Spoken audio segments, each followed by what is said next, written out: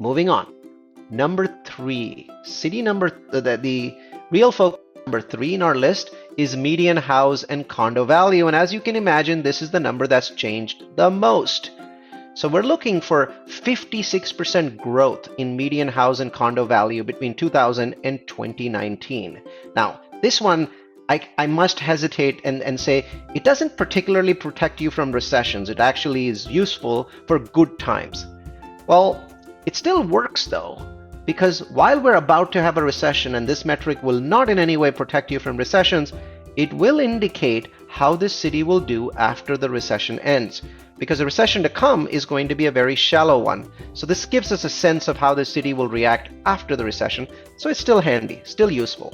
Once again, my disclaimer, only apply this level of growth to 2023. Come back in Jan 2024 to the Multifamily U website, grab the new deck with the new number.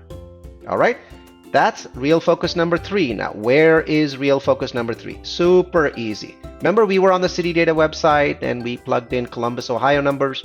We just took the numbers from this line. Well, now we're going to take them from that line, right? So here, Columbus home prices were $173,300 in 2019 and $99,100 in the year 2000. So we go back to our spreadsheet, scroll a little bit to the right, plug in the two numbers. Let me see them again. 99,100. So we're going to plug that in here. 99,100. Boom. And then we're going to plug in here. Median house or condo value 173,300. 173,300. And boom, green cell. Yay, 75%, way above the level that we needed, right, for Columbus, Ohio. And you might say, really, all cities hit this? I mean, Columbus, Ohio is not some awesome city. Actually, Columbus is pretty awesome. Columbus is a city that I call the jewel of the Midwest.